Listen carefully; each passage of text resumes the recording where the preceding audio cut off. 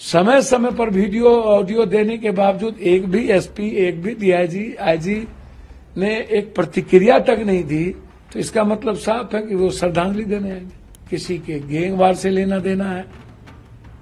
संविधान और कानून और लोकतंत्र की बात आएगी, मैं वैचारिक बात करूंगा। हाथी चले बाजार, कुत्ता भूखे आ जाए।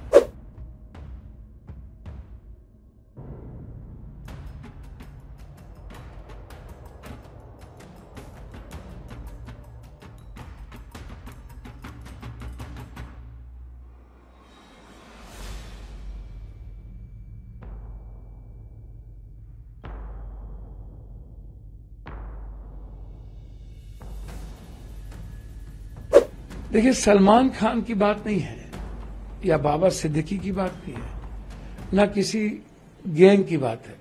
मैंने स्वाभाविक रूप से एक ट्वीट किया कि देश, संविधान, लोकतंत्र से बड़ा कोई नहीं, कोई व्यक्ति नहीं। कानून सबसे बड़ा, संविधान सबसे बड़ा।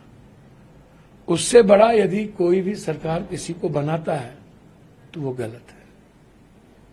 बस मैं फिर कह रहा हूं, ना मेरी किसी से निजी दुश्मनी है, ना मुझे किसी के गैंगवार से लेना देना है। संविधान और कानून और लोकतंत्र की बात आएगी, मैं वैचारिक बात करूंगा। अब मुझे मरना न मरना तो भगवान के हाथ में है। अब मेरी सुरक्षा की जिम्मेदारी सरकार के हाथ में है। अब सरकार मुझे मरवाना चाहती है कि बचाना चाहती, तो सरकार जाने।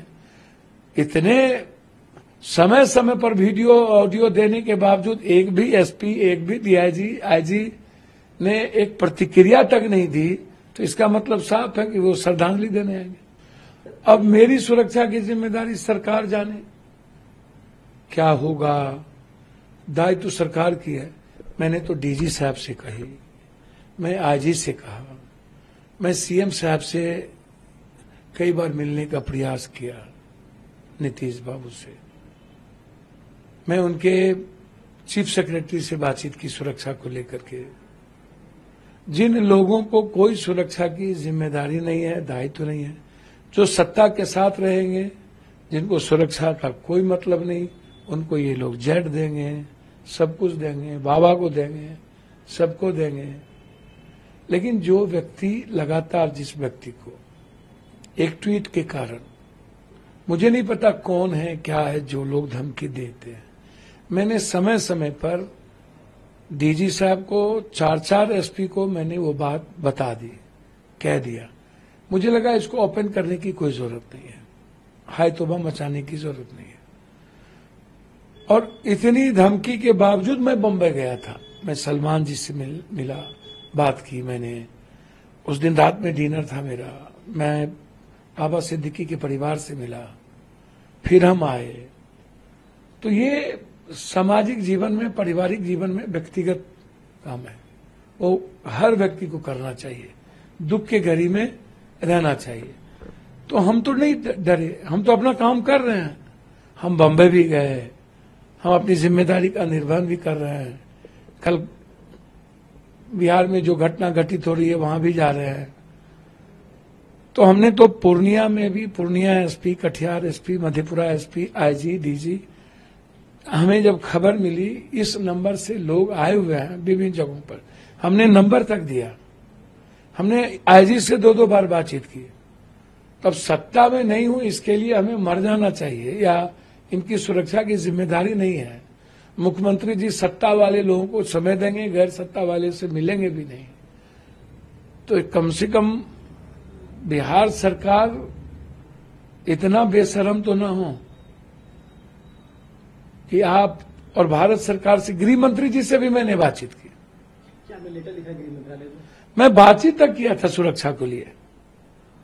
फोन आए उनके, मैंने उस वक्त बातचीत भी की अमित शाह जी से, फिर पत्र भी लिखा। तो सत्ता के साथ आप नहीं हैं तो आप मरिए, श्रद्धांजलि बाद में दे दी जाएगी। अब नीतीश बाबू तो किसी से मिलते ही नहीं, उन्हें तो मिलने ही नहीं दिया जाता, घेर के रख दिया गया है। नीतीश जी से ये जो जमीन माफिया है, गलत लोग हैं, पप्पू यादव जैसे सच्चाई वाले लोगों को मिलने ही नहीं देंगे। और उनके चीफ सेक्रेटरी कहते हैं दीपक बाबू की सुरक्षा के लिए आपको नीतीश जी से मिलना होगा। मैं उनके प्राइवेट सेक्रेटरी को फोन करता हूं तो वो कहते हैं कि मैं कह दिया हूं। मैंने तो उनके प्राइवेट सेक्रेटरी को फोन किया कि भैया मुझे मारने की साजिश की जा रही है, तो कहां अनसुनी? सबने अनसुनी कर दिया। इतनी बड़ी बड़ी घटनाओं के बावजूद न तो केंद्र सरकार गंभीर हुए सुरक्षा के प्रति, तो मुझे चिंता नहीं है। मैं तो आग्रह हाथ जोड़ के करूंगा, आप सुरक्षा देने में सक्षम नहीं है तो आप कह दीजिए, मैं अपनी सुरक्षा खुद कर लूंगा। सलमान खान के प्रकरण के बाद